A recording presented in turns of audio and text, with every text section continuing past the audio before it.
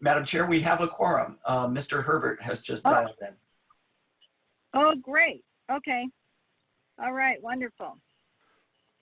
So I guess, well, I know we'll call the meeting to order, and I will let folks do their own introduction. So this is the April 8th, 2020 meeting of the Bond Measure Oversight Committee for Peralta Community College District for the bond measures A and G.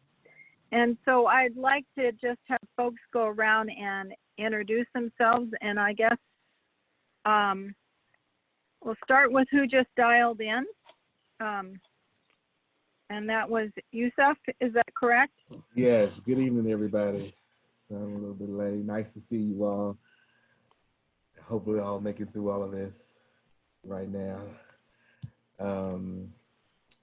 I am a foster care youth advocate, and I was definitely very pleased to meet everybody last time we met. And Mark has been a continual support and reaching out to me, so I'm glad I was able to get on and interested in continue on this board and the status of it and the direction that it should go as well too. Okay. So then I think we have Kevin Jenkins and Marcus Crowley. Is that correct? Both of you are on? Yes, this is Marcus Crowley. I'm here. And Kevin? Kevin Jenkins, here. Here. Okay. And then I'll let staff introduce themselves and the guests that are. Madam Chair, we have Patricia Ellis has joined us. Oh, wonderful. Patricia, Andrea Dawson, we were just going around doing introductions. I don't believe you were at the last meeting, so would you like to introduce yourselves to all of us? Yes, I would. Good evening, everyone. My name is Patricia, and I'm a graduate of Merritt College. Now I'm a student at Cal State East Bay, but I'm still taking courses at Peralta, so I'm excited to be a part. Sounds great. Okay, so, and then I think that we have Dr. Sada on, and do we have Dr. Carla Walter also on?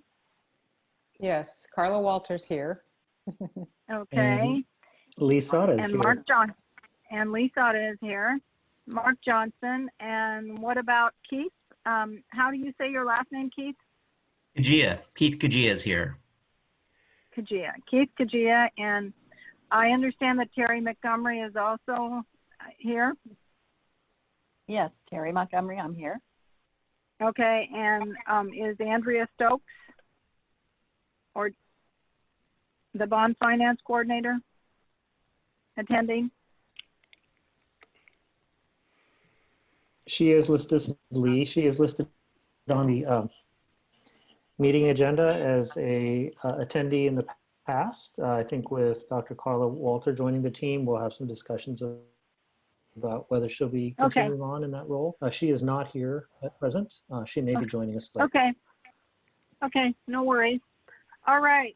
So, so now that was item 1 on the agenda. So item 2 is public comment, and that is, to my way of thinking, should be after the item. Is so in other words, we would review and approve the meeting minutes, and then if there's any public comment on the meeting minutes, that's where the public would have the opportunity. This is Marcus Crowley. I disagree with that, and I would like to make a comment as my right for public comments as a public citizen. So what Andrea is proposing is changing the agenda, and I don't know that that the Brown Act that's fine. allows for that. That's fine. Well, that's fine, but okay. So you go ahead and make your public comment, and please keep it to 3 minutes, Marcus. Okay, Andrea. First, I think that the CBO agenda process should follow the agenda process of the Board of Trustees of this district. Therefore, the first agenda item should be approve the agenda. And this committee skips this requirement. The two previous CBOC agendas did have this approve the agenda at the beginning of the meeting. The third agenda item on this agenda is review and approve the minutes of the CBOC January 18th meeting. Now, I presume that this item is referring to the document entitled Agenda from the Wednesday, January the 8th, 2020 meeting. If the document is the minutes, it should be entitled Minutes, not Agenda. Most importantly, our proposed agenda today seems to be in violation of the Brown Act. The agenda number 4 proposes to review the annual 2018 through 19 bond audit report. This committee cannot review the bond audit report because it is not in evidence and is not an exhibit. If this committee is supposed to accept the bond audit report, the agenda fails to include this vital step. Therefore, the committee cannot accept the report and cannot proceed with our duty of issuing a CBOC annual report to the public in the next few weeks or months as we're supposed to do. As it is, the audit report is a secret document that is being imposed on the members of this committee and the public without required notice. Also, the so-called annual audit report is not a singular report. There are 2 reports that are required, the performance audit report and the financial audit report. The Constitution, Article 13.6, requires 2 reports. The Constitution refers to the annual independent performance audit in subsection C and refers to the annual independent financial audit in the next subsection D. So this proposed agenda cannot be corrected in compliance with the Brown Act. And finally, the proposed agenda number 9 is new business, and I think that new business is a violation of the Brown Act because it amounts to surprise business. Now, if this district means this to be future business, it should inform the committee and the public accordingly. So this meeting should be rescheduled as soon as possible in compliance with the Brown Act. That's my comment. Okay. That's your comment. Well, I think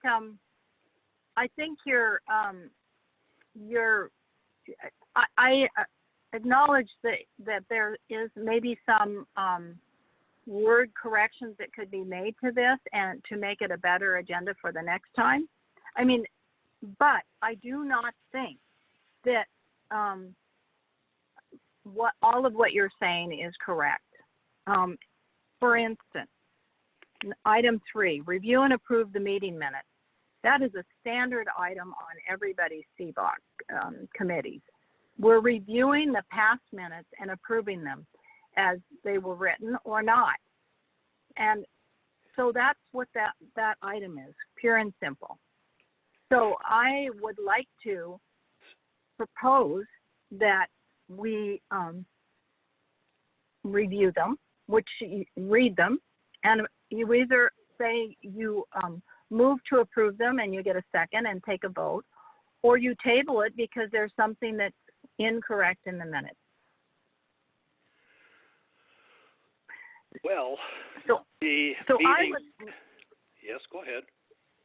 So I would like to move to approve the minutes of the January 8th meeting.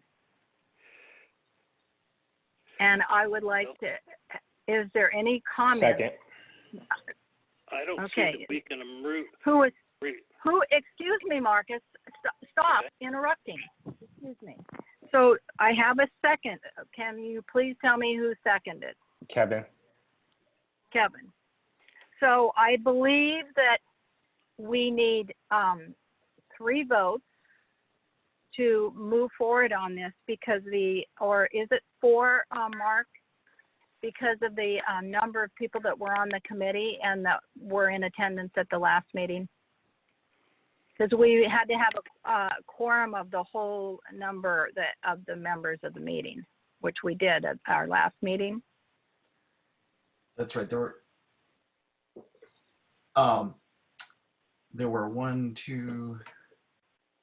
there were six members that attended the last meeting? Correct.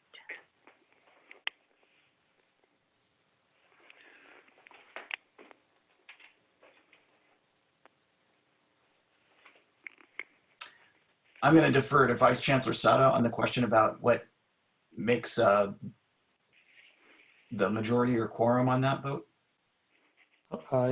Should be the majority of the members present today. And if one of the members chooses to make amendments to the meeting minutes, for example, changing the word agenda to meeting minutes, I believe they can do that. Who is giving that opinion? That was Lee Sada. Okay. I would agree to that. It's a technicality, and so I would agree to that.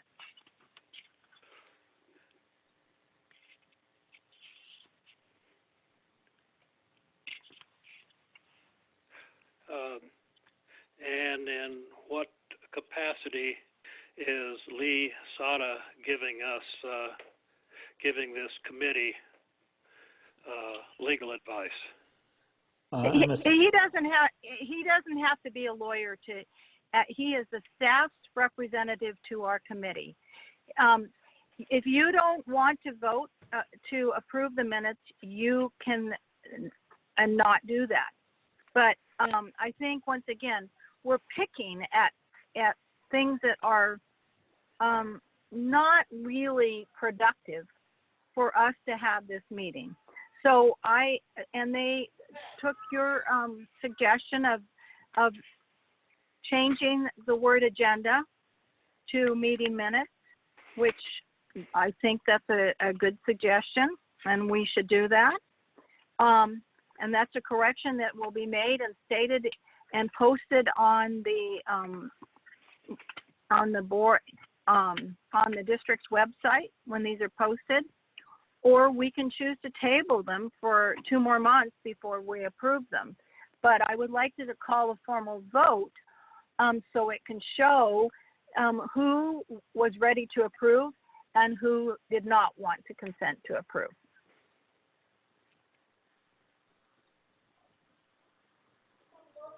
So I'm ready to call for a vote on this. And I put forward that, and I believe I got a second from Kevin Jenkins to do the roll call to either approve the minutes or not. Okay, my name is Marcus Crawley, and I do not approve the minutes. Thank you, Mr. Crawley. Okay. Chair, Ms. Chair, would you like me to do the roll call, or do you want to do that? Yes, that's the appropriate way to do it, not for people just to speak up. So the appropriate way is to, I called for the vote, and then we let staff take the roll call. Very good. Ariana Brown?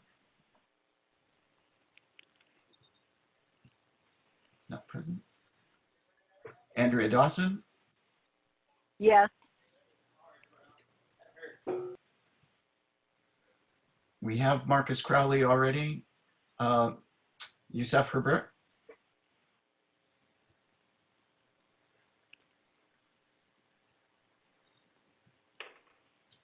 Youssef? He's muted. Let me unmute.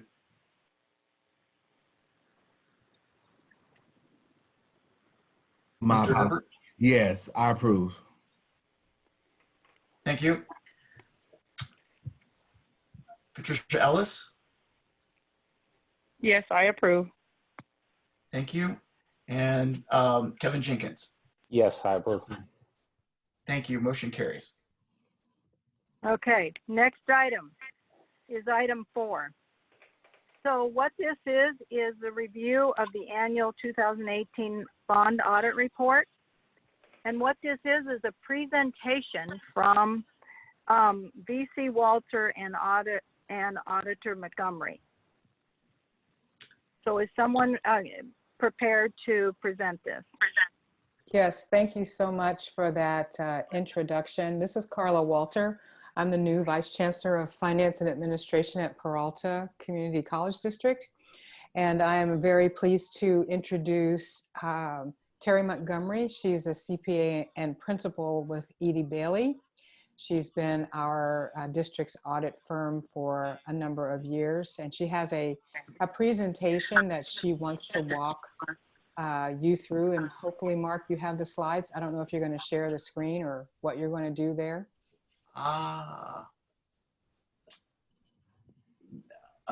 It'll take me a moment. I do have the slides. Give me a second here. Okay, very good. In between conversations here. Excuse me, Marcus. You have to Yeah. ask to be recognized. Can I Say, be this recognized? is Marcus. Yes. Okay. Were all of the members given a copy of this bond audit report, or are they just now seeing it for the first time? All of the members were sent the audit report. That's correct. Okay.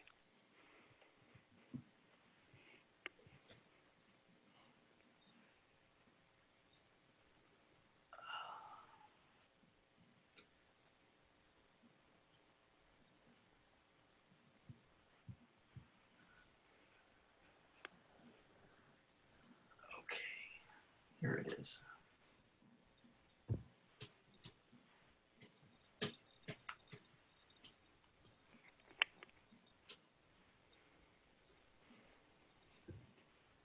I'm getting there. I found the file and I'm opening it up. Okay, very good. Thank you. Okay. I have my file.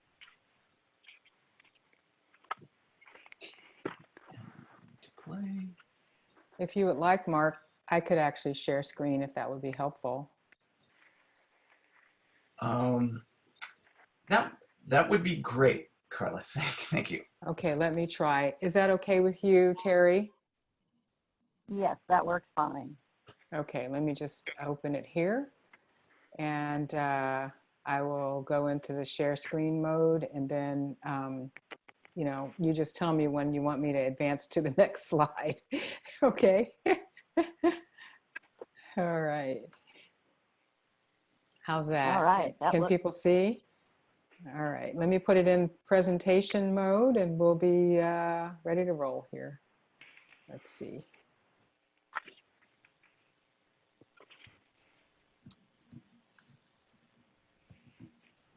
There we go. All right, very good. Thank you. That looks familiar. Okay, So, next slide. not quite. Yeah. Okay. So as mentioned, I'm Terry Montgomery with Ide Bailey. We've been the auditor for the bond audits for several years now. And you do have our audit reports in your material. And this is a short little summary that I put together to walk you through the audit report. First thing to remember is it's as of June 30, 2019. That's the end of the district's last fiscal year. And for this type of fund, that's an important item to recall because that's before any summertime work was completed. And in a bond fund, it's pretty common for a lot of stuff to be done over the summer. The second item to note before you look at the report is the purpose of the report. We are issuing two reports. One is a financial audit and one is a performance audit. They have two different purposes. The financial audit is done to verify the accuracy, the transparency of the amounts that were reported by management, whereas the performance audit is done to verify the purpose of the expenditures and whether or not they're aligned with what was approved by the voters. And we can move on to the next one. So once you get to the actual audit report, the auditor's opinion is on pages 2 and 3. And in the actual reports, it's the top of page 3 where you see our opinion. And the wording that you're looking for is presents fairly.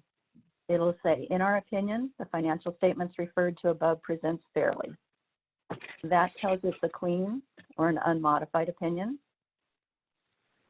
If we did go on to say something else except for XYZ, then there's significant issues that we'd have to talk about longer. But in this case, it's a clean or an unmodified opinion. Then when you move on through the financial report, what you will see is the finances of the fund as of June 30. The balance sheet is on page 4, and it shows you what cash, assets, and liabilities were on that day, that one day in time. At that point, there was cash and carryover to the next year.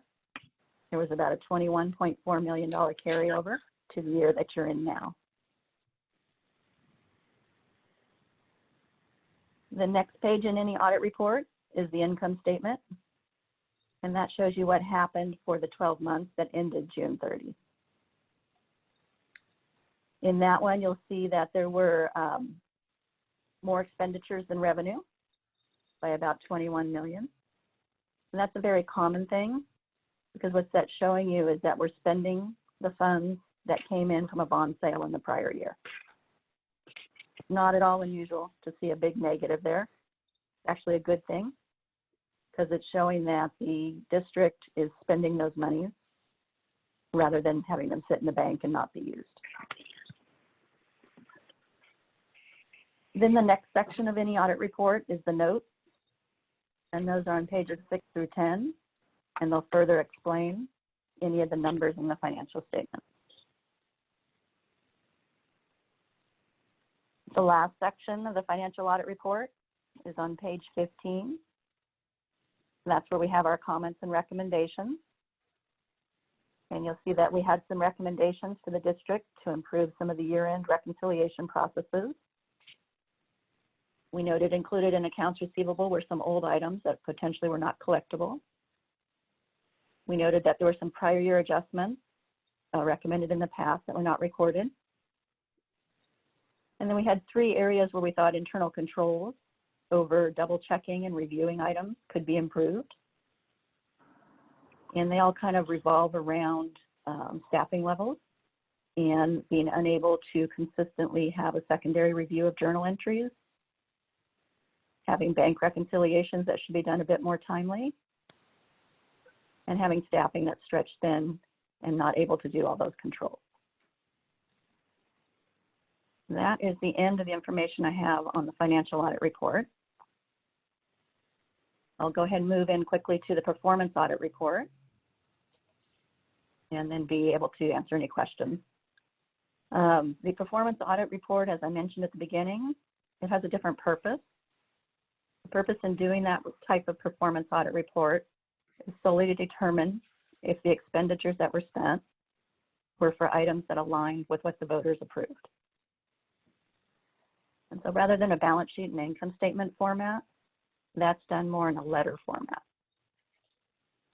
You'll see the results of that report on the bottom of page 1 of that report in the last paragraph, where it tells you the results of our tests indicated the district spent for spent its funds for those projects that were approved by the voters. Where you'll see the little bit of information on the results and how we came to that conclusion is back on pages 3 and 4. In particular, in procedures performed, we list out what percentage of the expenditures we tested. In this case, we tested 59% of the expenditures. And that supported our conclusion that the expenses that were tested aligned with what the voters had approved. And with that, I'd like to thank management and all those involved in gathering the information for the audit. And that concludes my report. Okay, thank you very much. Now I will open it up to questions or comments from CBOC members. Question, comment? from anyone? Oh, let's see. Let me unmute participants.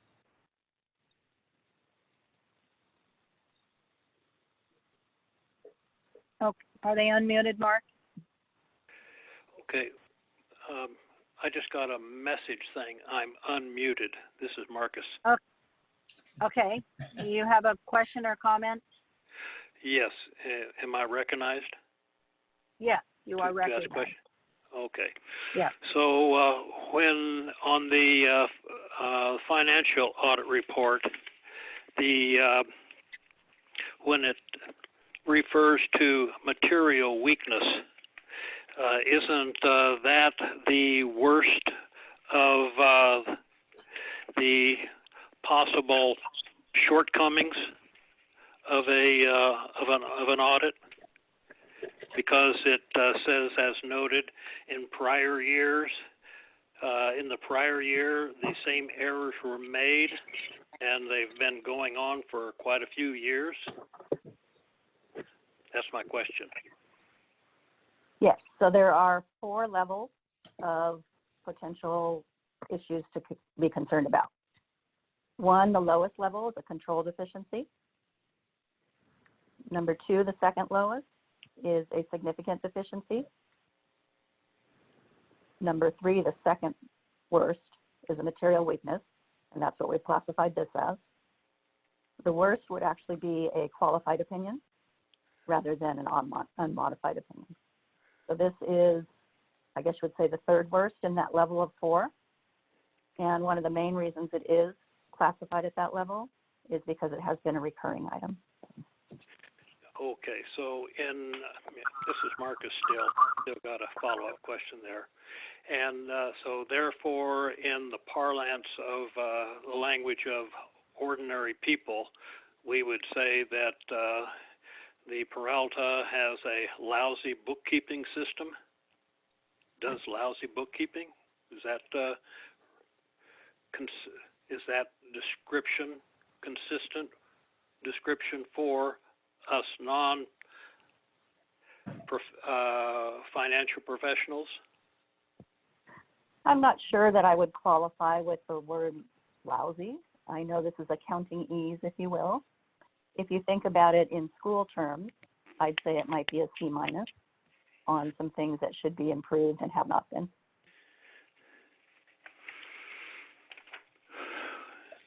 So this is Andrea Dawson. And I want to just say, I appreciate the audit, and I think that it's probably a fair consideration of the district for years that ended prior to end of the fiscal year, June 2019, going back a few years.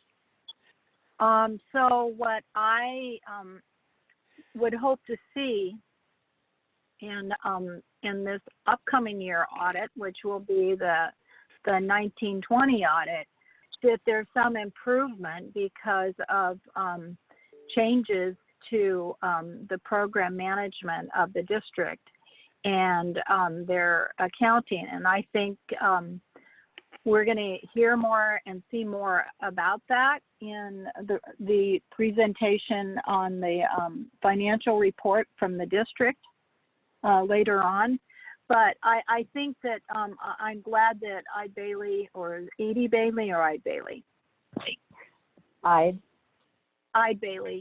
has provided this, and it is something that we will recognize in our annual report, but by the same gesture, we will also say, although there's district inefficiencies, that the money was not misspent.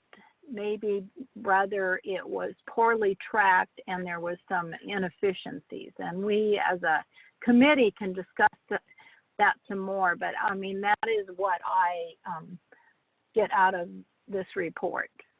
So do other members have any additional questions or comments? Kevin, Patricia, Ariana? Marcus, I have one follow-up question. Okay, and then I'm going to open it up to other folks. Okay. Okay, well, nobody spoke up, so I might as well.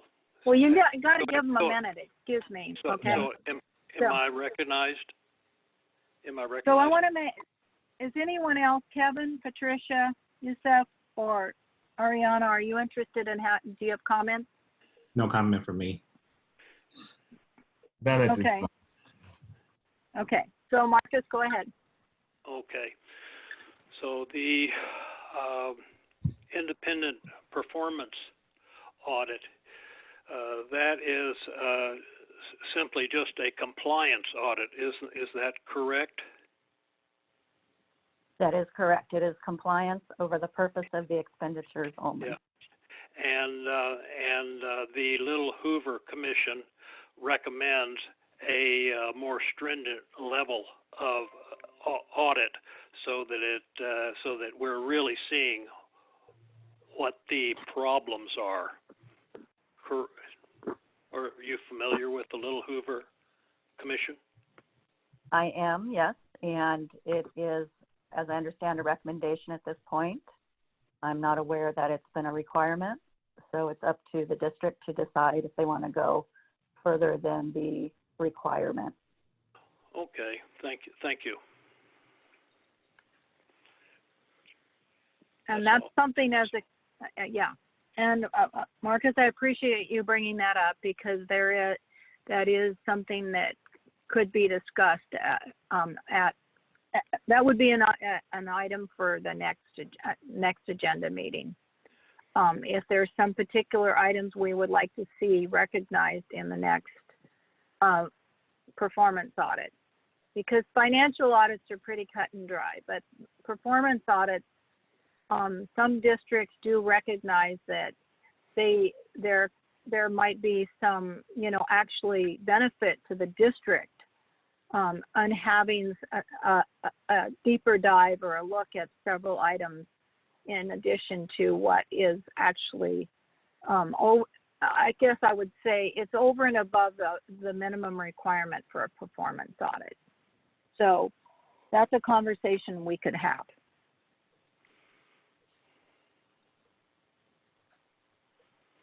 Other comments on this item?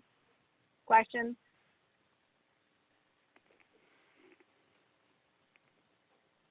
Hearing none.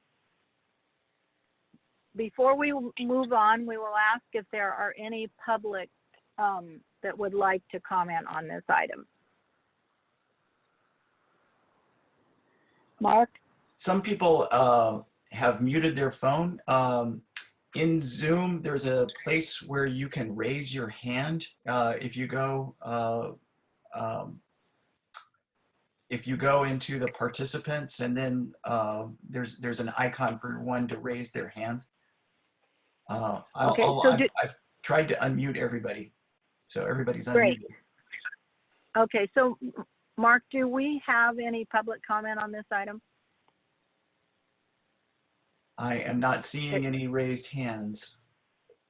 Okay, well, I mean, they would have called in or entered into the Nobody meeting. called in or emailed. There are some Okay. members of the public that are participating on the call. Which is the potentially, yes, I understand that. Okay, so if they're not recognized, then we'll move on, okay, to the next Great. item. All right. Item 5 is the AECOM Program Management Overview and March Report. And that's from Vice Chancellor Asada. And I am sorry, Keith, I'm going to have to ask your last name again. Kajia. Keith Kajia. Kajia. Okay. Keith, I get the Keith part, but Kajia. Okay. Okay, I'm recognizing both of you. All right, thank you so much, Madam Chair. I would like to officially introduce Keith Kajia, as obviously a guest this evening to present the work that AECOM will be undertaking as our newly hired program management team. Rather than explain to you exactly what the program management managers do, I'm going to go ahead and turn it over to Keith, who has a presentation that he'd like to share with all of you this evening. I will say that our process was very thorough. We had it was a public process, and we had 7 very qualified vendors. We shortlisted 3 and interviewed them, and the AECOM team came out on top and joined our team about 2 months ago and has been going through an onboarding process, and they have about 4 members of the team now working with the district. So Keith, the floor is yours. And Mark, were you gonna go ahead and run those slides for us, or? Oh, is Mark running it, or am I running it? Keith, if you have them up, it'd be great if you could run it. Share your screen. Thank you. Oh, there you go. Okay, is that up? Yes, it is. Great. Thank you, Lee. Committee members and public, thanks for joining tonight. My name is Keith Kajia. I'm an executive with AECOM. I'm also your bond program manager. Let me kind of go over an agenda for my presentation today. Kind of give you a brief overview of AECOM as a firm. Introduce kind of the program management organization concept that we've been working on closely with Dr. Sata. Describe actually the scope and the scope of work for the program management team. I'll give you kind of a status update related to our progress on those activities, and then discuss our bond website and actually preview that. If you can see the screen, there's a number of screenshots there to the right of the agenda. Those are from the bond website, which is imminently about to be launched on the district domain.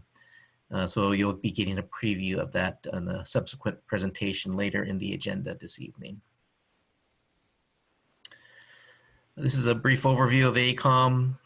We're a large multinational firm, but this really represents our California education experience.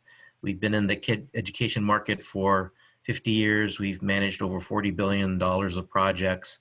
I think most notably about this slide is that I personally have been involved in over half of these capital programs that are on this slide, delivering over $20 billion of projects myself, both as a program executive and bond program manager, both roles of which I hold for the Peralta Community College District.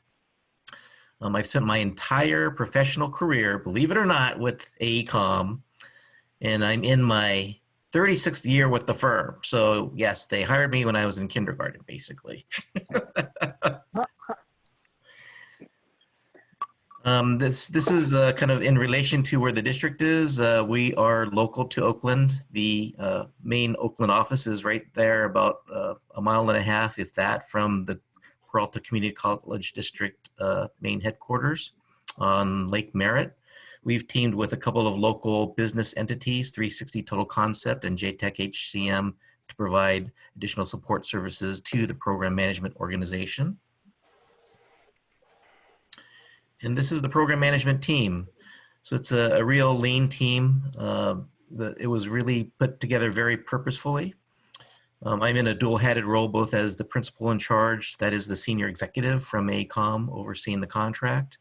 Basically, I was the signatory on the contract as well, so I'm really, frankly, the single point of accountability for all of AECOM's activities. I'm also the bond program manager. Sharon Serrano is our design and planning manager. She's had relevant experience working as actually a facilities director on the public side as well as a consultant. And Ray Loving is our financial and contract manager, and he's a certified public accountant. He's been with AECOM for, boy, it's almost coming on 20 years now, but he's worked for a number of districts kind of in the same capacity. Most recently, 2 community college districts, one for the Kern Community College District, and the other was for the San Bernardino Community College District. We are also joined by 2 SBE firms. Bonnie James is a representative from Bonnie James and Associates. He's a longtime community college education technical person. He's been a president of a college. He's been a vice chancellor in the past. I thought it critically important to bring that perspective directly into the consultant organization for the program management team. And Shonda Scott represents 360 Total Concepts. She's a local community business and labor outreach firm that's really based right in Oakland. She's a second generation, actually, Oakland firm owner. Really at the very high level, this is kind of a really high level structure of what our ultimate organization is going to look like. Of course, us as the program manager with AECOM, we report to Lee and his team for the Department of General Services for the district. But our vision is really to have a construction management firm solely assigned to each of the college campuses. And those will be the single points of accountability related to the actual work that's going on in the field, both related to design management, execution of the work on the construction side. Those 4 firms will report to the program management team, my team, and we're basically offering kind of standardization of all process and procedures, many of those which relate to finance and controls that we'll be putting in place. This is a broad overview of the different basic service areas that are in our scope of work. I think we can characterize them along the lines of those 5 bullets along the left-hand side. There's kind of a management component that kind of ties back to just overall decision management, how the district makes decisions related to the bond capital program and the spending plan. There's a planning and design management component, really how we work with our construction management teams to actually execute the planning and design of the projects, working collaboratively, of course, with the campuses in a shared governance environment. And then integrated process management, really streamlining procedures, process and procedures of how we're going to execute the work. There's that CM coordination piece again. So once we get into construction, coordinating with the construction managers and making sure that they're reporting up in the right levels for us to really be proactively addressing issues during construction and reporting those activities to committees like yourself, to the Board of Trustees, of course, to Dr. Sata and people at DGS. And there's an outreach component, frankly, ensuring that our community and business outreach activities are really communicated well within the environment and that we're really driving small local business enterprise goals for the district. We have a goal overall of 25%. We're looking to exceed that. We're putting many systems in place. We're actually in the process of actually creating an outreach database. I'll talk a little bit more about that in a future slide as well. And then this purple area is really our quality, I call it our quality and risk mitigation tasks. These are those things that we're really trying to be proactive to actually look forward, be forward looking and really planning for things that might potentially happen and making sure that we have mitigation plans in place so that we're not caught off guard with something happening, that we've actually planned for those events. And if they happen, we have contingency and mitigation plans to actually address those issues. And finally, one of the most critical parts of the program management organization is our kind of oversight related to all the bond contracts, including procurements, payments, and creating an audit responsive reporting system. So something that actually we're talking about today on some of these previous discussions. One of the key driving documents that we're working on is our program management plan. This is basically a procedural document that includes 18 technical sections of how everyone is going to do business related to the bond program. So this covers a number of topics, but things related to the overall governance of how we actually make decisions, how we communicate with the public, how we process a contract or an invoice, how we report status up to the board or up to the Department of General Services or the community. This is all included in this pretty comprehensive plan. One of the advantages that we had as AECOM is that we've written these plans for quite a few districts in California. And we've really started off with a really strong template of proven techniques and lessons learned that we've had from these other districts. So this document, at this point in time, this was from my board presentation they made a couple weeks ago. We're actually more about 75% with the document. We're trying to finalize it by the middle to the end of this month, actually, so we can start doing a rollout plan of training. So when we bring those construction management firms on board, we'll launch them with a program management plan so they all have a single way of doing business with the bond program. This slide here relates to our outreach efforts, which we've really been focused on related to business outreach. We're in the process of creating a bond website that I'll demo to you a little bit later. But we've really been working quite a bit on our local and small business outreach database. This is a list of vendors, firms, professional service firms, contractors that are registered as small businesses to do work in Oakland. We've actually looked at the existing district's vendor database working with their purchasing department. They had about 5,200 vendors in the current vendor database. Of course, not all of these apply to the capital program, Those are every vendor, frankly, that works for the district. But we've really created a subset of those vendors. About 1,000 of those were representative of probably services that the bond program would use moving forward. But we've actually looked out to other agencies that actually have a more robust certification program to identify and really certify a small business entity. Some of those agencies are listed here. BART, City of Oakland, Port of Oakland, Alameda County. Frankly, pulling actually databases from them and actually pulling out the local small firms from those databases. We now have a database of about 2,000 small local firms that we're actually going through right now. We're actually categorizing them by what we call a NICS code, which is basically a service code, what type of work that particular firm does. And this will allow us to really outreach to those companies when we have upcoming procurements, whether it be for construction, be it small or large, as well as professional services. We're working closely with the district's purchasing department. They've implemented a system called Demand Star. Actually, we're actually in the process of reviewing that system to see if it's, and confirm if it's suitable for the bond program moving forward. There are a number of bench procurements, we call them. These are professional service contracts that will kind of consist of a list of pre-qualified firms that can do work for the district. There's a whole list of services here ranging from architectural services all the way down to engineering, inspection, kind of oversight for commissioning, building commissioning, and landscape architecture. Suffice it to say that these benches are critically important for us to move the work forward quickly, to actually identify a pool of very qualified firms that can do business with the district, and then to be able to solicit that short list of firms that are pre-qualified to actually do work and actually solicit proposals from them so we can evaluate and do a best value model related to finding those that can actually provide the best people and actually provide the best value to the district to perform these services. This slide here is the program master schedule. This is really the driving document related to our cash flow. I think it's somewhat appropriate for this committee. It actually shows kind of the outline of a spending plan. This is kind of an earlier draft version. I think we are probably on version 15 at the moment as we continue to work on the project sequencing and timing.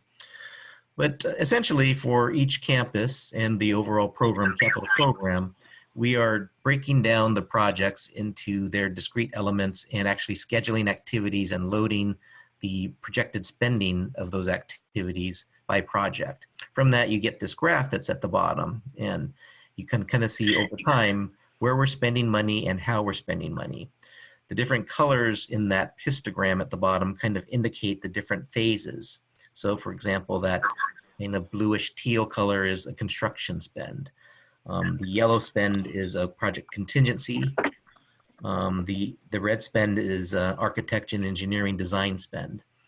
It's a work in progress. We're continuing to work on this document, but it is something that will kind of drive the future bond sizes as we issue the tranches moving forward. So suffice it to say that that will be based on a fairly thorough plan, and this will be continuously maintained throughout the bond program. In addition to cash flow, we use this to track key milestones for projects. For example, we have a number of state-funded projects, and they have tied to them certain milestones that we must hit over different sequences of the project. We will track those in here. This also allows us to actually communicate, frankly, to the community, the business community, for our outreach component of when activities will be happening.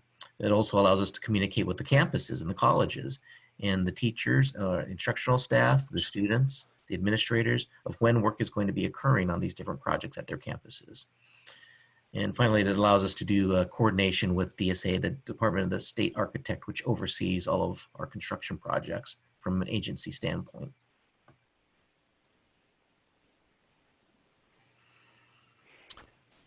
This was just an introductory slide to the website, and I understand, Mark, that we have this on a little bit later in the agenda to actually do the online demo. But this is a snapshot of it. Really, I'll step through this a little bit more as I attempt to do the online demo with the live website on a Zoom meeting. I've never done that before. But with that, I'll save this content for when I actually demo the website. But happy to entertain any questions if the committee members or if Lee had any final comments to make related to the presentation. Okay, committee, any comments or questions? This is Marcus Crawley. Am I recognized? Yes, you are. Okay. Keith mentioned the best value for the district. Does Keith's firm have any opinion or policy regarding project labor agreements, and do you track that and show the district and the public what the cost benefits of PLAs are, if they do exist? Marcus, this is Lee. If I may be recognized by the chair. Yes, you are recognized, Lee. What I'd like to say about that, and then Keith, please feel free to jump in behind me, is that in Measure A, we do have a PLA as part of the overall bond. It's a feature of Measure A bond. It looks like for Measure G, however, we are in discussions about whether we are going to extend the terms and renegotiate parts of those terms using the old PLA, or if we are going to negotiate a new PLA for Measure G. I think staff's thinking right now is that we would like to negotiate a new PLA, but of course we need the board to give us direction to do so because the original PLA was negotiated probably 12 years ago. So that's kind of the history of where we're at. All right. Would the CBOC opinion have any influence on what the board decides about the PLA? I think that go ahead. I'm sorry, Chair, Madam Chair, go ahead, please. Sorry to interrupt. No. I mean, I'm just going to say for being involved in Citizens Bond Oversight Committee for years at Oakland Unified, and then being part of the bond management program at San Francisco Unified School District, I would say that it's not, we can have an opinion, and they're personal opinions though, but it's really not in our jurisdiction to make a determination of, or even give a recommendation on the project labor agreement.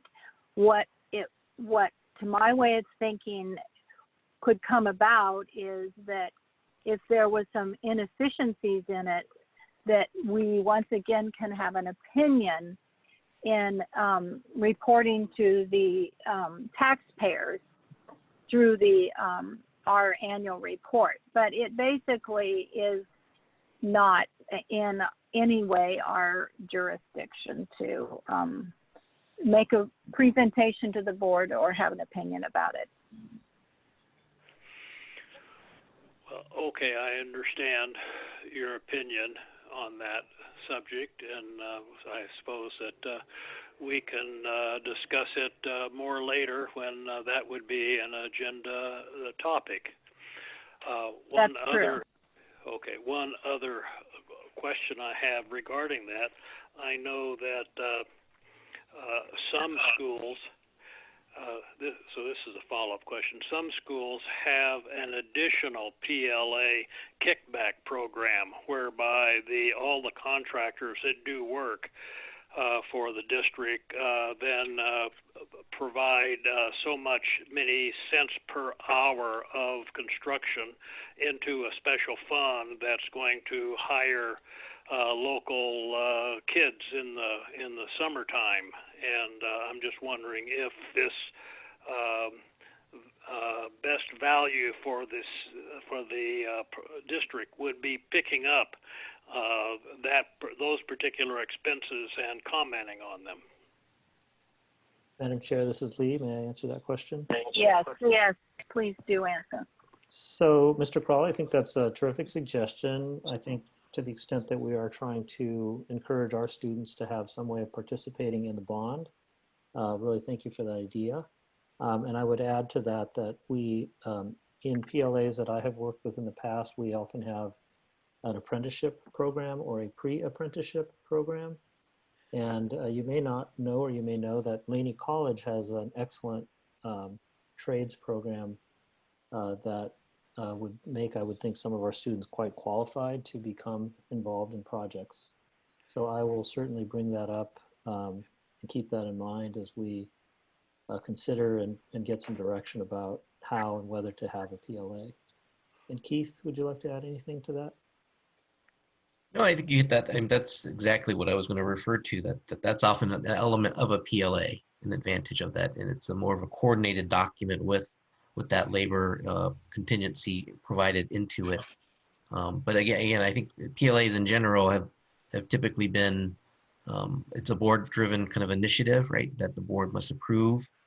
And I've worked on programs where we've had PLAs and where we have not had PLAs.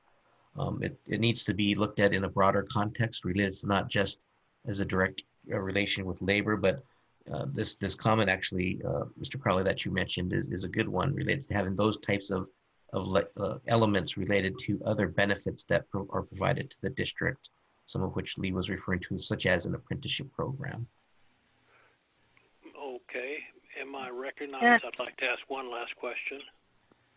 Yeah, can I just comment on that and just say that even though I said it's not our business, I do actually think it is a very good idea to have some sort of internship program in whether you have a project labor agreement or not, that is a part of the program management for the district, because in particular in junior colleges where there is a real opportunity for the trades to come along. So I really think it's important. Okay. So go ahead. Yes, Marcus. Okay, this is and Marcus Brawley.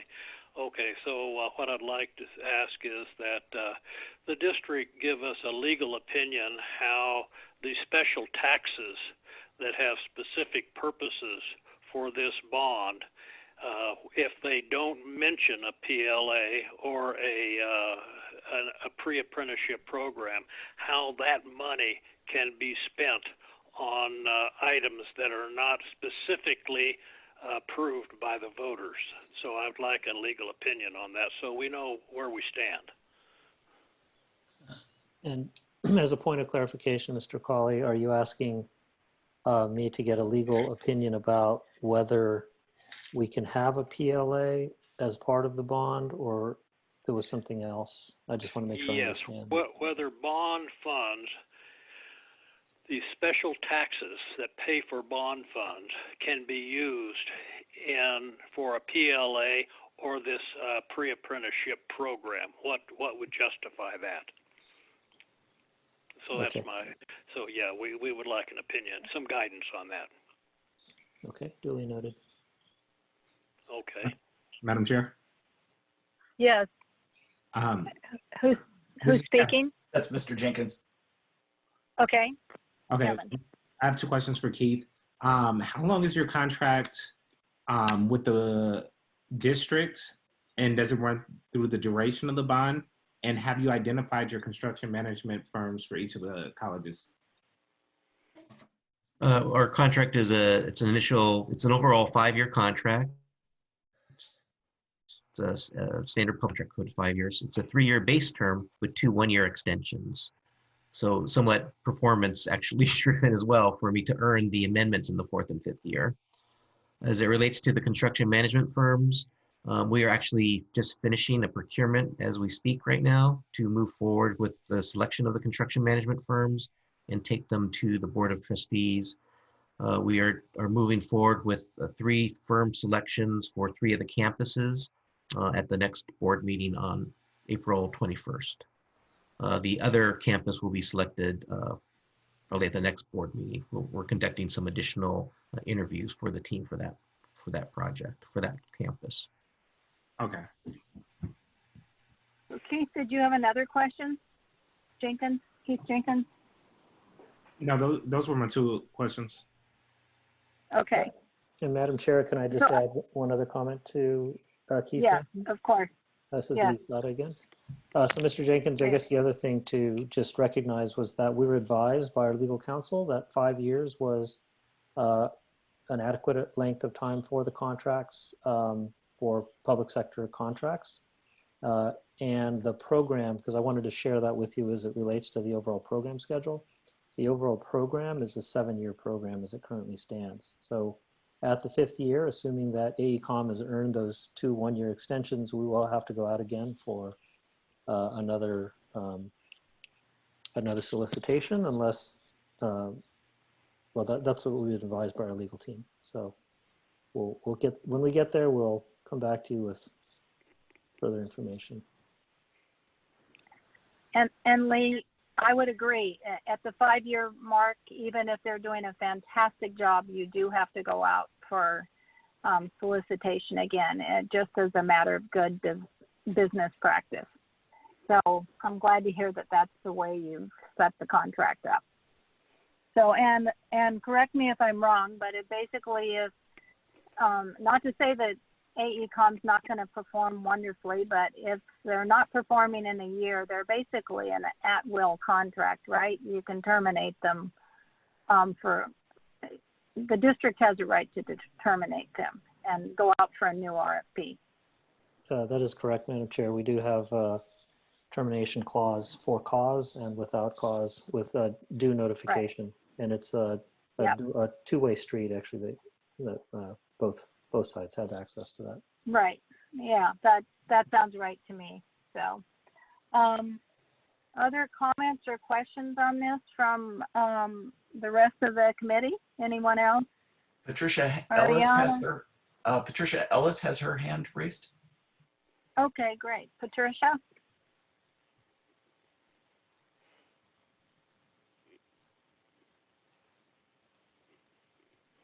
Is she unmuted?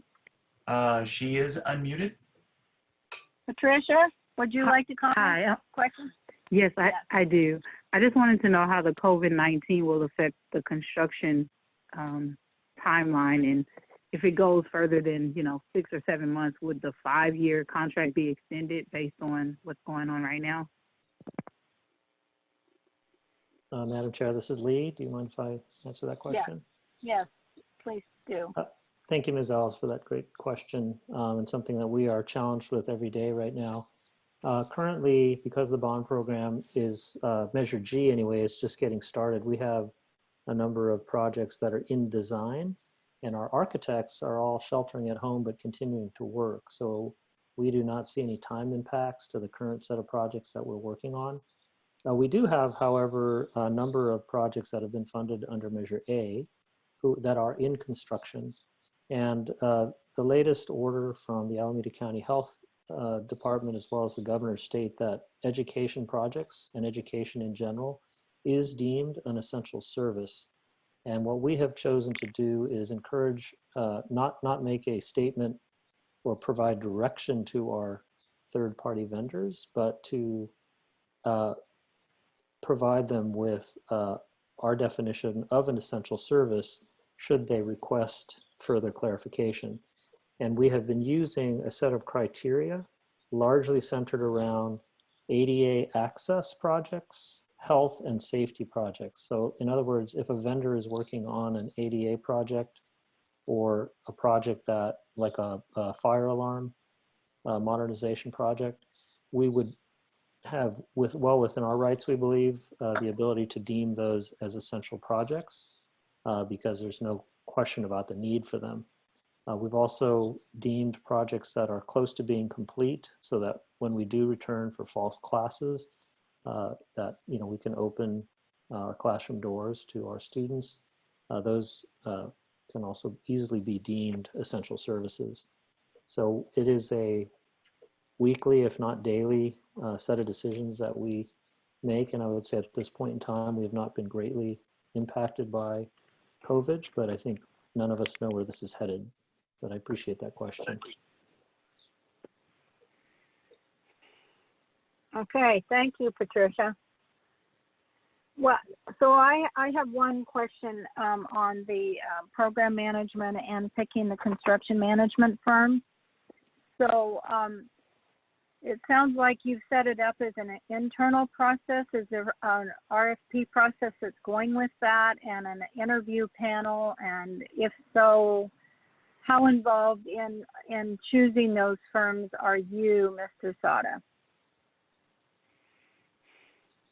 In this case, of the construction managers, prior to my arrival at the district, there was actually a list of construction management vendors that had been pre-approved by the governing board. And what we did is, in order to keep the process moving expeditiously and efficiently. Oh my goodness. Sorry. No worries. So in order to keep the process moving smoothly and quickly, we reached out to that pre-qualified list of vendors, and we had AECOM take the lead on vetting the firms.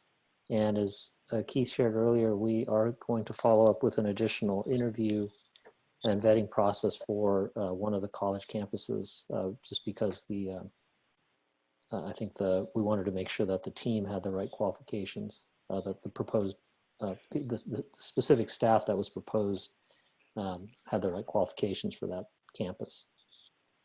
So I've had some oversight on the process, but in this case, of course, depending largely on my predecessors as they developed that original short list, and have been consulting very closely with Keith and his team as we move forward. Hey, it's cold out there and you've got that door wide open and the heater on. Okay, so that sounds good.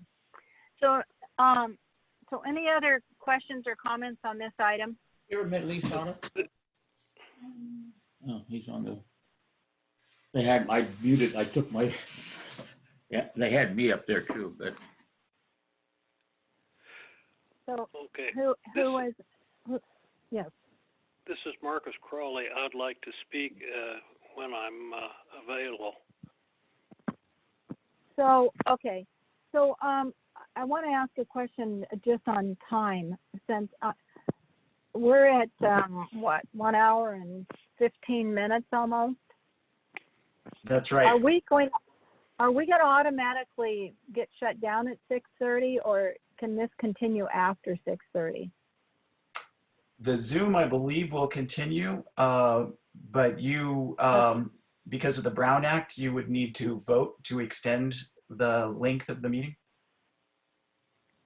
Okay, so so I would like to propose that we vote to extend it to no later than 7 o'clock, if that's okay with everyone. Because I think we should do it now before it shuts down in the middle of somebody's presentation. Okay. Can we do that? Or? This is Marcus Crawley. I vote to extend. So it's been moved and seconded to extend. Roll call, please. Sure. I'll start at the top of the list. Ms. Dawson? Yes. Mr. Crawley? Yes. Mr. Jenkins? Yes. Mr. Herbert? Yes. And Ms. Ellis? Ariana, oh, sorry. Patricia? She's muted. I'm trying to unmute her. And what about Ariana Brown? Did she? Yes. This is Patricia Ellis. Good. Great. Okay. Thank you. Motion passes. Okay. Thank you. So now we'll go back to Marcus. You had a comment on this item. Yes. There is a technique that districts and contractors use called leaseback, whereby the district can make a special deal with the contractor and therefore not need to have competitive bids, or in the language of everyday people, it'd be a sweetheart deal. Will Peralta being used any leaseback procedures during this on this bond? Madam Chair, do you mind if I answer that? Yeah, you can. Please do, Lee. Sure. Mr. Crawley, We have actually spoken with council about that, and it's my understanding that the statute for community colleges is just slightly different than it is for K-12 districts, and we do not have, we do not intend to use the leaseback process as it's currently written to do solicitations for our projects. Thank you. Okay. So any other comments on this item? Okay, so is there public comment, Mark Johnson, please? I do not see any hands raised. Okay, so we will move on to item 6. On measures A&G financial report and presentation of planned bond projects. Lee Sada and Andrea Stokes, if she is with us. I don't believe Andrea was able to make it. I don't see her here on the phone, so I will attempt to do what she does so capably, and I'm sure I won't do it nearly as well as she does. What I'd like to do you know, yes. Excuse me, Lee. I know in the interest of time, I know your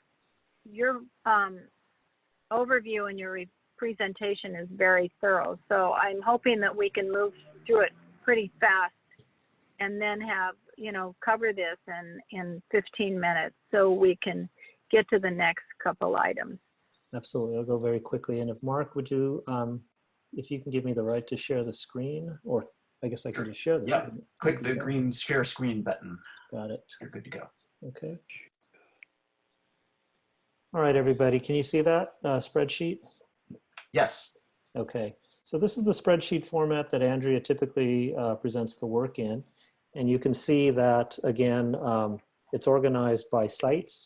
So starting at the top, you see the District Administrative Center, which is where the Chancellor's office is, and purchasing, and the Department of General Services. And then as I slide down through the spreadsheet, you can see we have College of Alameda, Laney College, and Merritt College, and finally Berkeley City College, and then what we call district-wide projects. So those are things like elevator upgrades, security, things that we do on all 4 campuses. And then at the bottom of the overall project format here, you can see that we've got completed projects. So there's a district, again, District Administrative Center, College of Alameda, and so on and so forth. So I just wanted to show you that overall format. And I wanted to show you that column A is the adjustment number. What we do is at the beginning of a program, we have a budget. These budgets were developed back in June 30th, 2009. And over time, adjustments are made to those projects. If you can see my cursor, that would be column E. And every time those adjustments are made, we take it back to the governing board for their review and approval, and we actually track it with an adjustment number. And that leads to an adjusted budget, which is in column F. The differences and what changes on a quarterly basis when we present this material to you is what we call the available budget, and that is showing you how much money is left in that budget. So let's just shift to some of the active projects here. I'd like to specifically share with you the work that we're doing at the COA New Center for Liberal Arts, which is, where did it go? Oh, there it is, Center for Liberal Arts building. So this project is moving along quite well. It was originally slated to be a $33 million project. Over time, a series of changes were made totaling about $2.1 million. There's an adjusted budget currently of $35 million, an available budget of $500,000. Now that doesn't mean that that's what's left in spending. What that tells you actually is just that we have spent about $30 million right here, which means that we still have $5.3 million of balance in that project fund, but we've encumbered money that will then get us to the final balance. Okay, so really what we're trying to show you here is that the good news is we've got the adjusted budgets. They include all the current contracts they're aware of, and there's budget still available. Now, some of these are getting tricky because as we get to the end of Measure A, we're actually going to go out for our final bond sale of Measure A money, which is $65 million. And Andrea, myself, and of course, VC Walter, who's really taken the lead here and is providing leadership for the district, are working with the financial advisors to queue up those sales. What I'm gonna do, I think, Madam Chair, is I'll just focus maybe on one project per campus as just a way of kind of showing how we track these things. Here at the— That's a good idea. Okay. Yeah. Thank you. I wanted to feature here at the Laney College campus, the Laney locker room right here, which is row 49. This locker room is being upgraded to provide equal access for women who participate in sports as well as men. So we're basically tearing down an existing locker room, which is underneath at the lower level of our campus, and replacing it with a program that's a little bit more equitable and equal in terms of space. The original budget was shown as $8 million. And because we've just started this project and we don't have a general contractor hired yet, we still have $6.3 million available. The 1.7 or so difference is basically due to construction management fees and the architect's fee. And this project will actually be supplemented by an additional $4 million from Measure G when that sale occurs. Let's shift down here to the Merritt College campus. And I would like to show you the Child Development Center. Here it is, right here. That project was, this is a project that, a building that needed some modernization, which actually, interestingly enough, we were able to put in a application to the state, and they're providing us 50% of the funding for a new building. But over the course of many years, this project, the existing building did need some upgrades and modernizations. It had a budget of $2.2 million. It was adjusted down to give an actual budget of about $832,000. As we wanted to save that funding to the extent we could, of course, we have to take care of necessary repairs, but that building will no longer be in service because we'll have a new child development center, which is partially state funded. And we've been very successful in gaining state funding. We actually have 5 projects that we've received a match from the state, roughly 50% match, which is a terrific way of leveraging our local bond funds with funds from the state. So I think that's really great news for Peralta Community College District. And then here at the Berkeley City College, we actually envision with Measure G funds to do a fairly large project there. There was an existing, there's a piece of land that we've purchased here under new acquisitions that went towards the purchase of a piece of land at 2118 Milvia. And we plan to build a 6-story building there, which will be primarily funded with Measure G funds, which will allow us to continue the great work that our faculty do in teaching our students. And it's right in downtown Berkeley. It's a great site. And then finally, just a brief mention about some of the critical infrastructure needs that we've had. The colleges are largely, other than Berkeley City College, are about 40 to 50 years old. And so it is time to do some significant upgrading at all of those campuses. District-wide projects include elevator upgrades, signage, some security upgrades, which would include cameras and other infrastructure. And you can see those funds are, here's your adjusted budgets, but largely those funds have been expended. We plan to replenish that. We're working closely with Keith and his team on developing a set of infrastructure projects for each of the campuses so that we can address some of the long-standing needs at the campuses. So I think I'll stop there. That's the overall structure. Of course, we're happy to provide this document to you if you'd like to review it further. And certainly the next time we get together, Andrea will be here and can answer any more detailed questions you might have. Thank you. And Lee, can I ask it, this is going to be posted on the website too, correct? Yes, we'll post a PDF version. We don't like to post the live files. Right, no, the PDF. Yes, that's good. So questions or thoughts on this presentation from any committee members? This is Yes, Kevin. this is Mark. Oh, Go after ahead. you. After you. Let Yusuf go first. Yusuf? Madam Chair, I Was think it it was you? Kevin Jenkins. Oh, Kevin, I'm sorry. No Sorry, worries. Kevin. No worries. What I saw on for the district, there was renovations made to the district office. Can you talk a little bit about those renovations?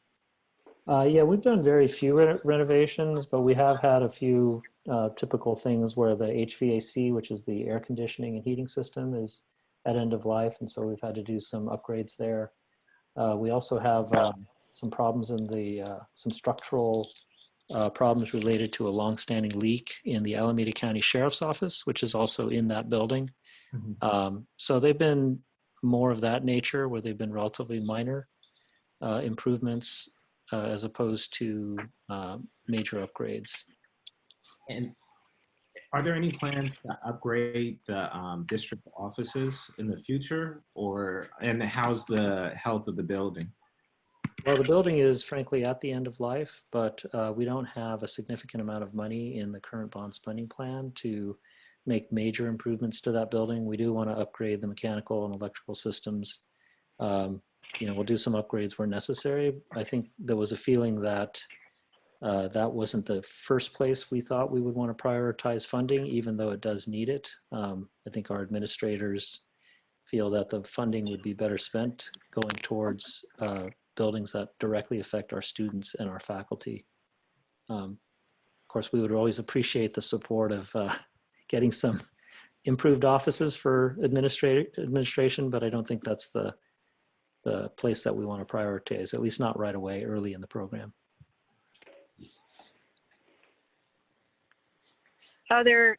Marcus? Yes, You I have have a question or couple of. This is Marcus. Do I have permission to talk? Yes, yes, Okay. yes, Marcus. Are these renovations and minor repairs being paid for out of parcel taxes or out of bond funds? No, Mr. Crawley, we are only using what we call the general obligation bond funds, the GO bonds. We are not using parcel tax funds for these capital improvement program projects. For capital improvement projects, but fixing a leak and minor renovations are not major improvement. Yes, but we keep a separation between the parcel tax funds. We do have other sources of funding, though. We have something called the RDA funds, which is the former redevelopment agency. We receive an allotment annually from that. We also have state scheduled maintenance funds that we receive from the state. So we do have access to other funds. The numbers are not nearly as large as what you see here for the bonds, but we do have ways to spend other funds on those types of repair projects. And of course, we have our general fund.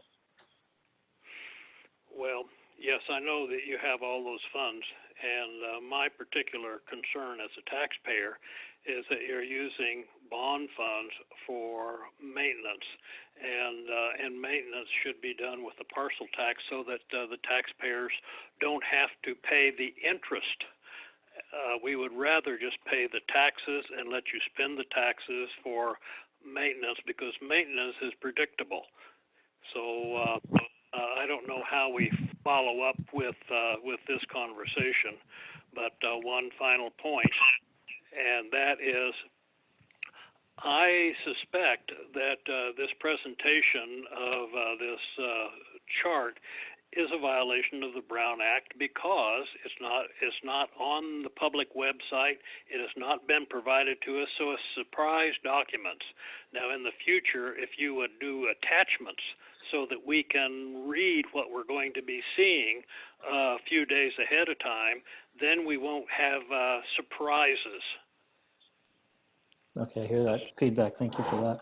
I do want to just clarify that we're very careful about the use of our general obligation bond funds. And as you know, one of the purposes of the CBOC is to specifically ensure that we are spending the funds in an appropriate manner based on the language that was in the bond. So I think you and I are saying the same thing. We are not repairing buildings and doing minor repairs with these bond funds.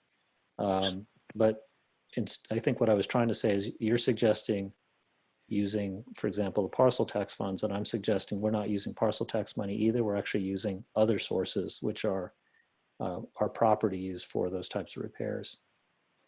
Okay, this is Marcus again, and the reason it seemed like you were using bond funds is because we were discussing bonds here, and you brought up these renovations and minor leaks and other things like that in a bond conversation. So the only thing I can assume as a taxpayer is you're using bond funds for renovations and repairs. Yeah, actually, what I meant. Yeah, go ahead, Lee. No, I was just really just going to add that I specifically use the word infrastructure because when it's a system, that we actually do, the language does allow us to do modernize infrastructure.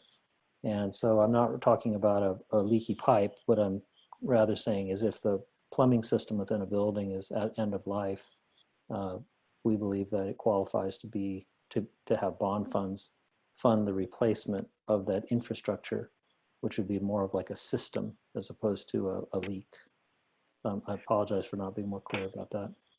Well, you did use the word minor, so that maybe threw me off when I see minor repairs coming out of the bond fund. Right. Okay. So, as far as the comment on the attachments, I would like to recognize that I am in alignment with Marcus Crowley that these should be posted prior to the meeting.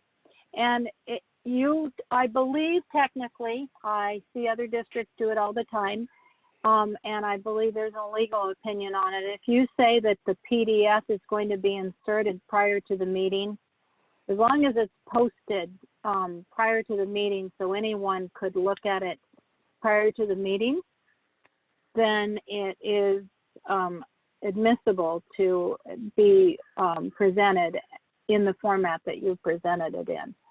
Ideally, we should get it 72 hours before, but as I said, I've seen it often happen 24 hours before, but it does say that the presentation is going to be inserted.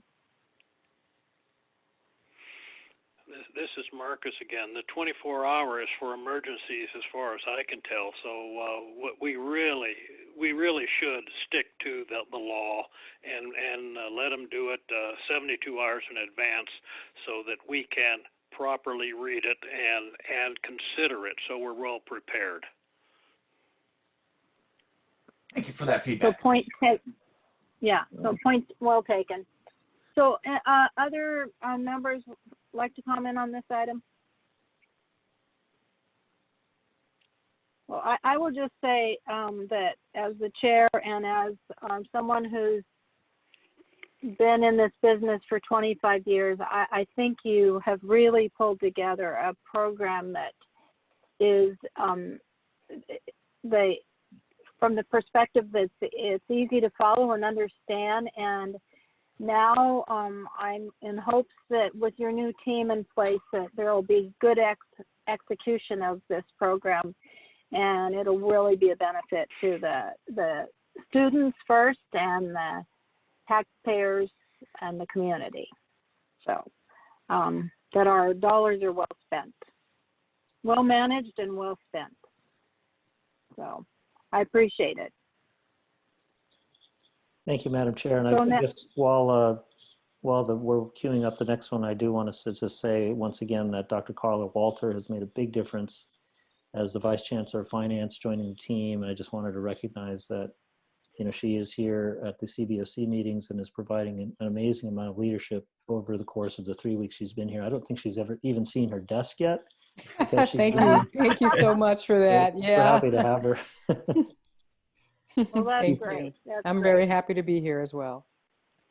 Yeah, so, yes, well, like I said, I think you're on the right track, and I've already seen the changes because I have followed the districts, Oakland Unified and the Peralta Colleges in particular, along with the district that I work for, which is San Francisco Unified, and seeing the differences. And what I'm seeing here is that you've got real movement towards putting together a really sound program.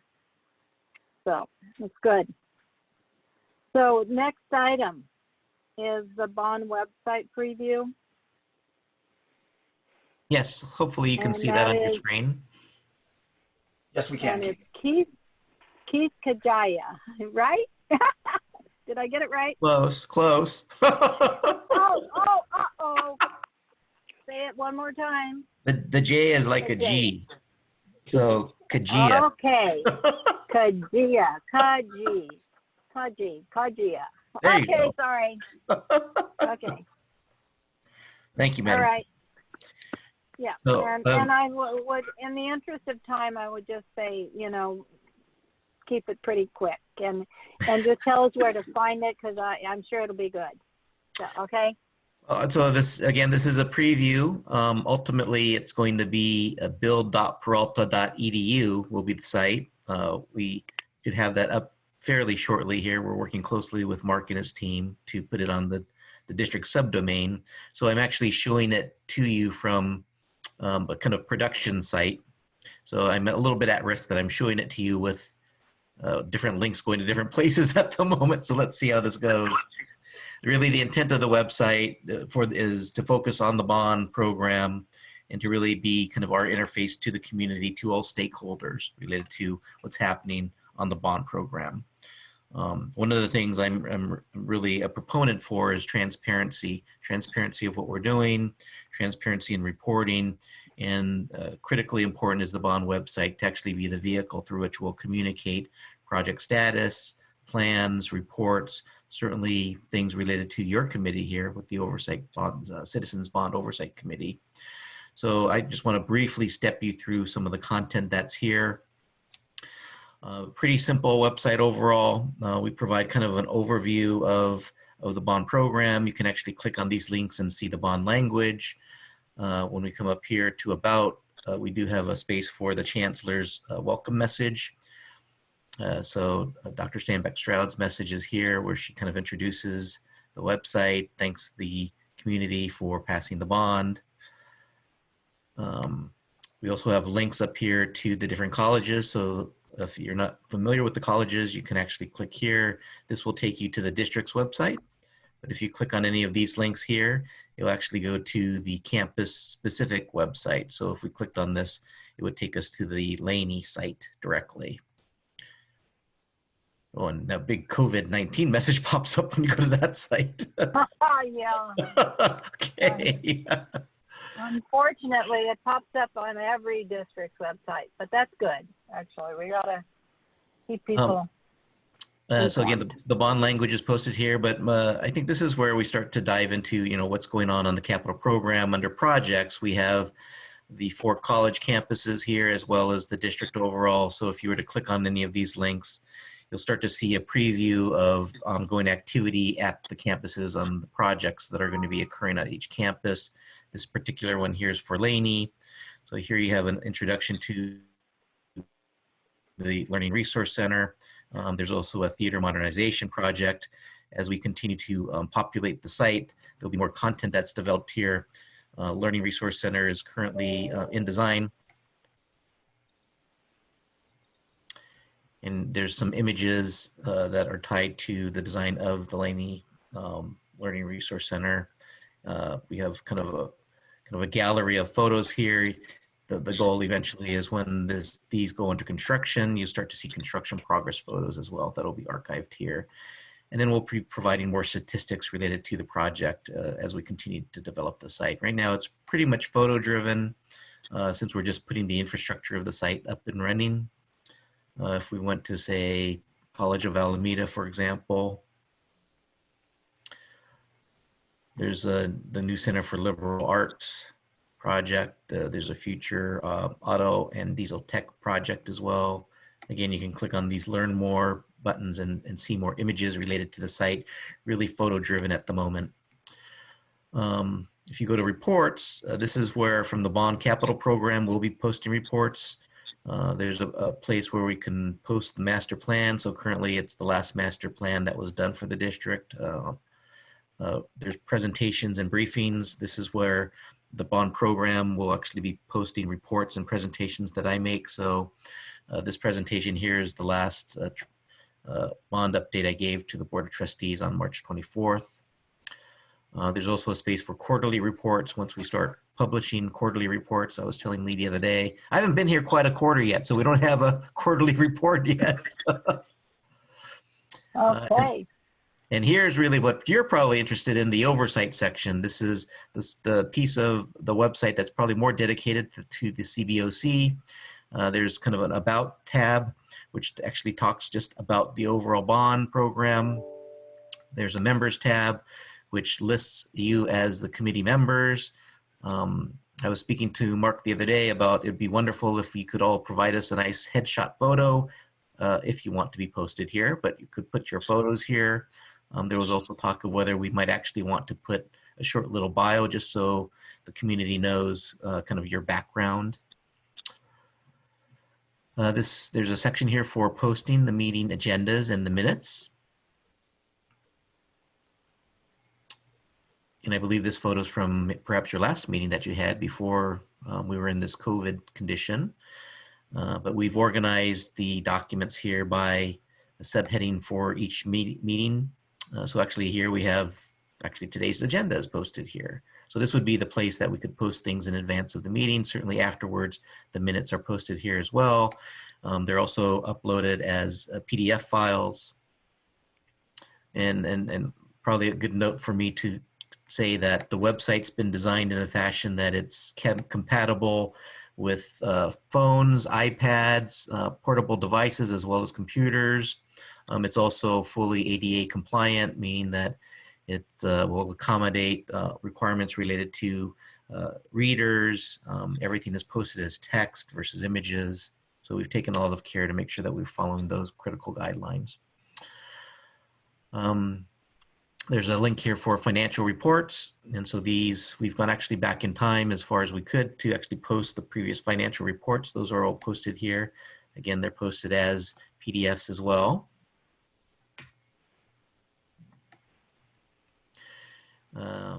Here's another link for the committee's annual reports, the reports that you would be publishing annually as well.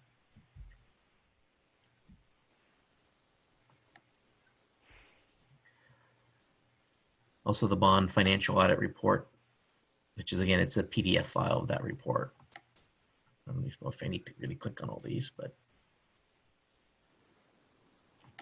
Yeah. And then finally, there's a place for the kind of new members to actually apply to the Citizens Oversight Committee. So there's a section for that if people have interest. They can actually access the application form here on the Build Peralta website. And we posted the board policy and administrative procedures related to the Citizens Oversight Committee. The final pieces here are really tied more to our outreach efforts for doing business with the district.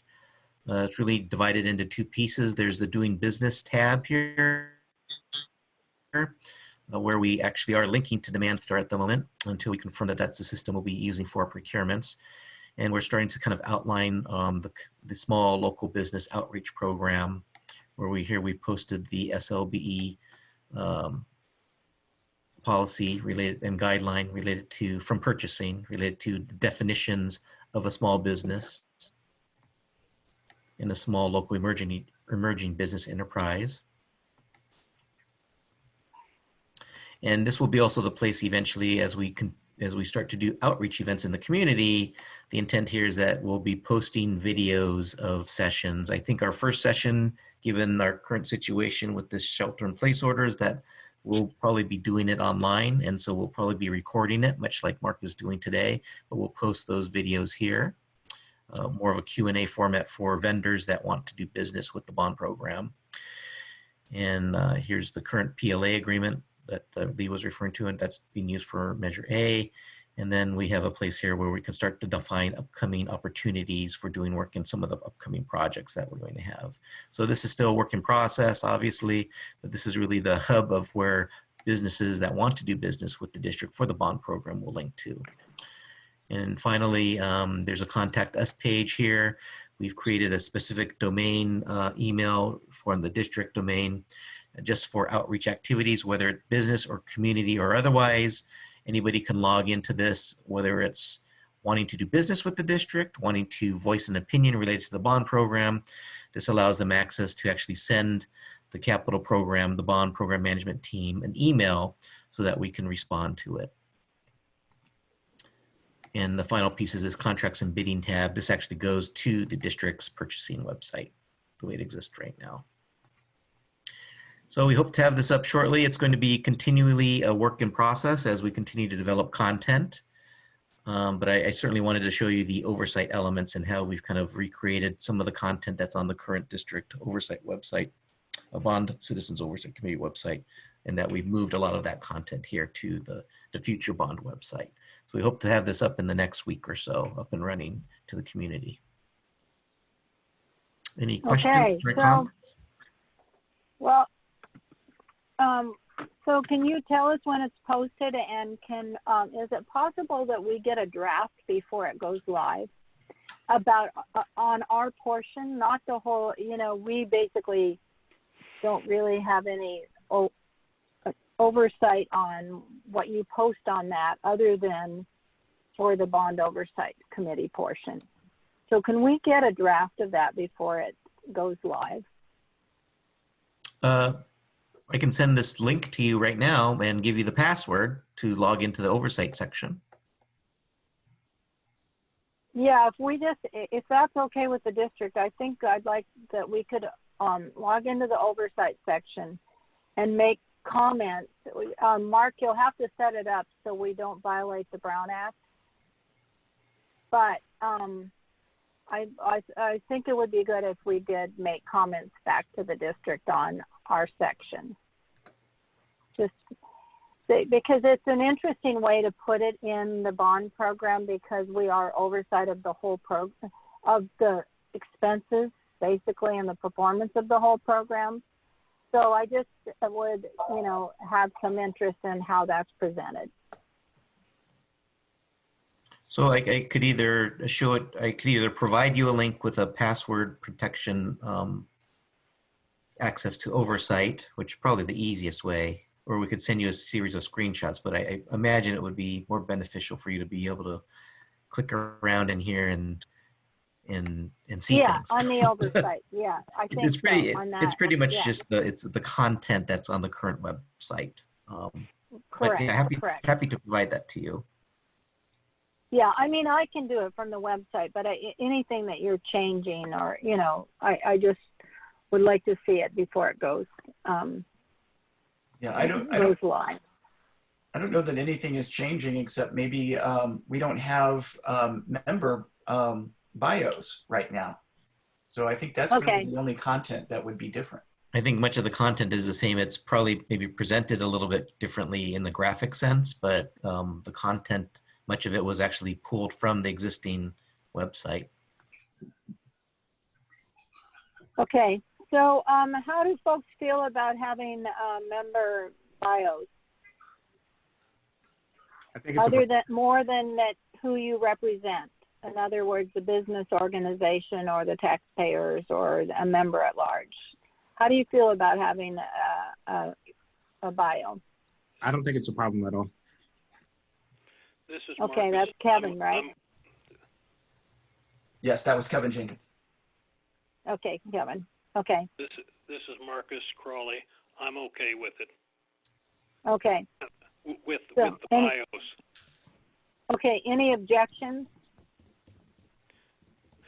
Okay, I won't take a formal roll call vote because I think, it's kind of a, yeah. Anyway, I don't think it requires a roll call vote. Also up to you if you want to post a photo there as well, the headshot photo. Yeah. So, Thank you, celebrities. folks, do you want to do that? Because I think if one of us is going to do it, we should all do it. I think it's appropriate. This is Kevin. I think it's appropriate so the community can see who's representing them. Okay, so let's plan on doing that. Okay, Thank great. you. All right, so next Okay. we just have like Before we go to the next agenda, I'd like to make a comment on this. okay, item. we have 5 minutes left in this meeting. Okay. Okay, so yeah. Yeah, Comment is. Keith mentioned transparency, and I've been trying to get a copy of the bond reports or the Oversight Committee reports for the last 4 years, and you just said Marcus.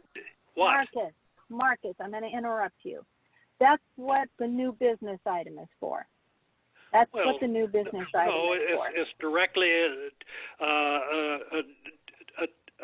relating to this. He just said that the new website's going to basically have the same information that the existing does. And I say, at least upgrade it so that we have the Oversight Committee reports for the last 3 or 4 years that the Chancellor promised in the minutes last month is going to give us the answer. Okay, if they exist, they will be posted. And if they don't exist, they got to say no report was made. Yes, we can make that comment for the preview. I agree with you on that. So good. Let's let them forward that and make our comments, and that can be stated that there was no report provided. Okay. Okay, I don't know why you're trying to shut me up on getting something that is the most important thing to our Oversight Committee. That is our duty to the public. That is what we were put in business for. Marcus, yeah? I just said we will address it, but it's going to be a simple statement. The district did not provide a report for 2017. Whatever year it is, it's going to be a one-line statement. We are current. We are not part of the past. We are current. We cannot Proposition 39 says that the provisions shall be liberally construed so that we are responsible for all years. Okay, you and I can take this offline with the district, okay? So, or bring it up in new business where we can discuss it more at the next meeting. Okay? Okay. So I don't want, we're going to get cut off, and we didn't even get to confirming our next 2 meeting dates, which are item 8. And I'm moving right now to item 8. And there's June 10th and October 14th. And we agreed to those dates at same time, 5 o'clock on second Wednesday. And so unless somebody has an objection, that's where we're going. We're going to continue on June 10th and October 14th. I have an objection. I think that we need to have another meeting more soon than that because the Bond Oversight Committee needs to start working, needs to form a subcommittee to start working on our report to the public. I appreciate that. And so that is item 9. You just went to item 9. Okay. And in the interest of time, are we going to get actually literally cut off, Mark, at 6:59? No. Okay. At least I really hope not. No. We should Okay. keep going until we actually stop. Okay. So under new business, the first item that I wanted to discuss and propose is putting together an audit report subcommittee to write the annual report that will be presented to the board at a date to be determined. Okay?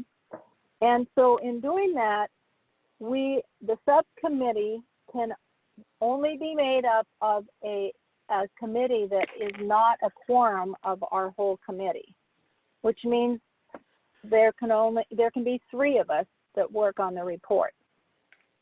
And that subcommittee can meet, well, right now the way we're doing it, we can't meet in person anyway. But so we can meet over the phone, like a conference call like we are, and begin to write the report. Okay, So this is Marcus. I'd like to be on the subcommittee. Okay, would anyone else like to be on the subcommittee?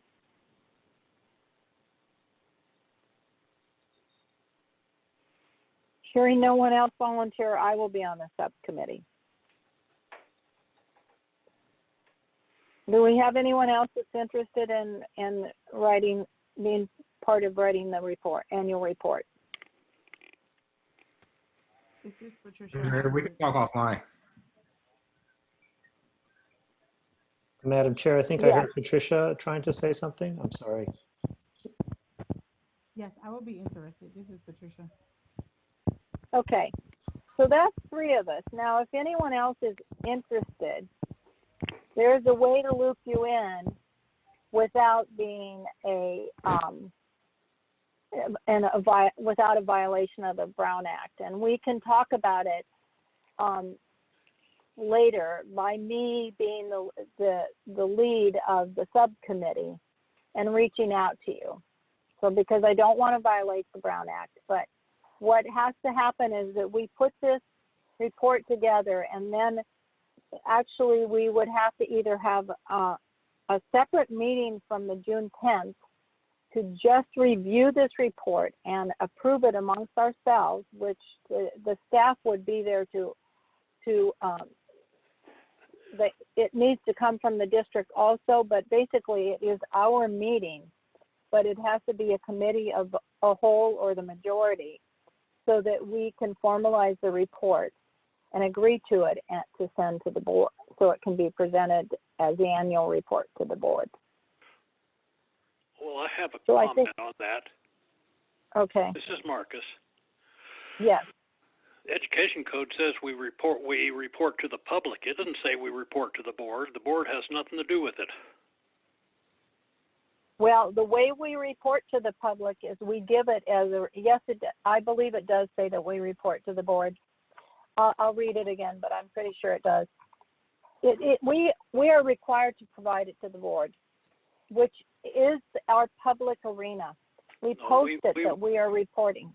We report it to the public, and the board has a duty to provide us a forum to report it to the public. And it is in front of them. It is in front of them. That is the forum that is used. That's the forum. So we can talk about if you have other ideas of a forum, but that is the forum, okay? So we need to figure that out at our subcommittee too then, okay? Okay. So, but that so we're agreeing that we're going to have a subcommittee to begin to write the report. Yes. Okay. So that's one new business item. Are there any other new business items that would like to be proposed for discussion for the June 10th meeting? Yes, this is Marcus. I would like the district to report why there's been no citizens oversight committee reports for the last few years. So we would like a report on that. So far, I've just been getting a stonewalling. I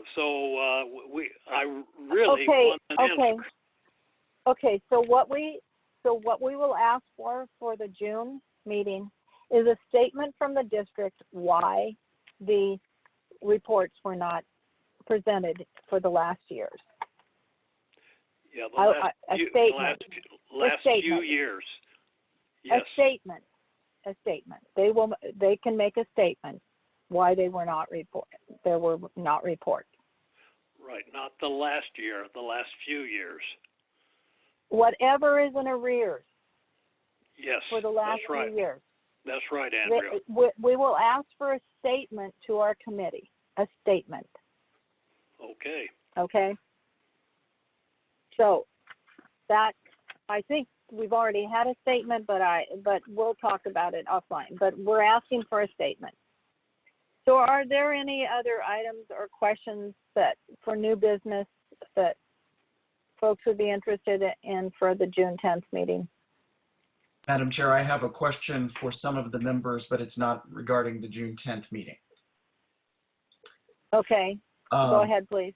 So we had talked, there are terms that will be expiring on June 30th, 2020. And that's correct. For you, Madam Chair, and also for Mr. Herbert and Mr. Jenkins. Yes, that's true. 3. And my question is, would each of you like to continue on? And if so, I can put it on an upcoming Board of Trustees meeting agenda to extend your term. Mr. Herbert, would you Yes, like to continue on? Yes, absolutely. Okay, Kevin Jenkins, would you like to continue on? Yes. Great, thank you. And Andrea Dawson, I would like to continue on. Noted, thank you very much. All right, thank you. So, and then as far as, before closing the meeting, I would just say that a standing item for the June and the October meeting would be the bond measure A&G financial report and planned bond projects overview. So I would like to see at every meeting. Sure. What we'll do, Madam Chair, this is Lee. If Yes. we have anything new, any new material that would be of interest to the committee, we'll certainly bring it forward. Otherwise, what Sure. we'll do is create a list of projects that were, newly initiated and getting started. Sometimes it takes a little bit of time to get the architects running and get some renderings and fun things to look at, but we can certainly at least provide you with a list of what we're working on. I understand. It's really just more what the progress is, so you'll be able to tell us the progress from now until June 10th. And that, I mean, given the special circumstances right now, it might be different, but there may not be a lot of progress, but normally you'd be able to report progress. So Absolutely. Duly noted. Thank you. Yeah. Okay. All right. Any other and one comments? other item on the agenda will be our discussion of the new website. Oh, yes. Okay. Presumably they'll have it posted, and we want to talk about it. Yeah, that's good. Yeah. Okay. All right. Yes. So those are 3 items. Okay.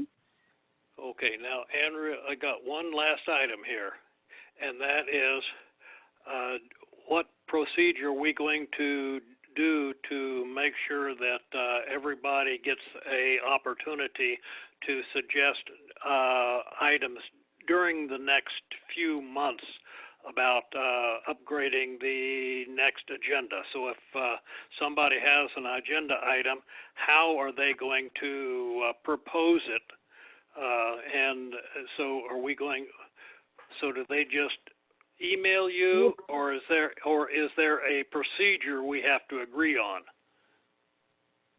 I believe that the best procedure in my mind is you email it to me and copy it to Mark Johnson, but it needs to come to me and then copy to Mark Johnson, and we'll determine if it's appropriate for the agenda. And I'm not trying to say that most things aren't appropriate, but if it has nothing to do with what our role is, then it is not necessarily appropriate for us to take staff's time up to present. I'll give you a for instance.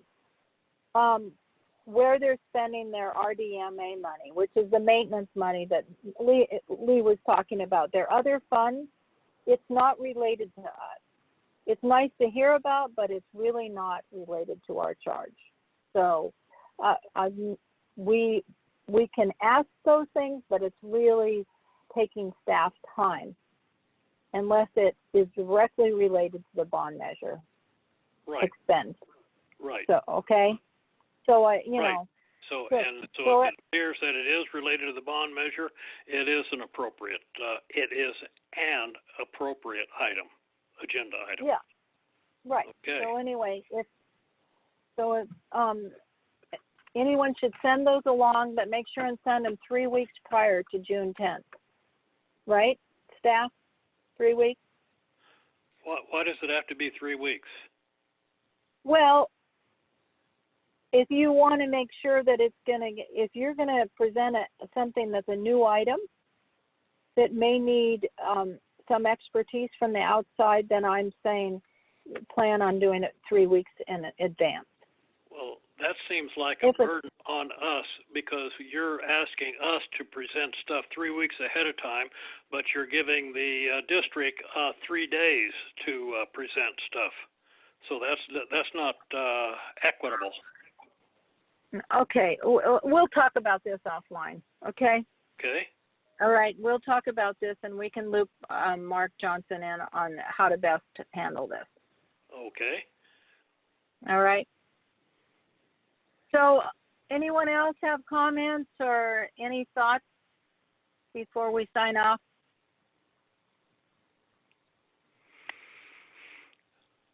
So, well, I want to just say it's very trying times for everyone. And, you know, we're in a, you know, what can we say other than a kind of a sad place in our world right now? And so everyone stay, hopefully stay safe and well and be kind to each other. Take care of each other because as people keep saying, we're all in this together. We got in this together even if we didn't want to be. So we're all in it together. We got to take care of each other and take care of our world. So thank you for the evening. And I'm ready to sign off if everyone else is. Over and out. This is Marcus Crawley. Thank you, Madam Chair. Appreciate it. Thank you very much. Thank you for dialing in. Really appreciate your time and volunteer work. Thank you. All right. Thank you all. Take care. Take care. Bye-bye. Bye-bye.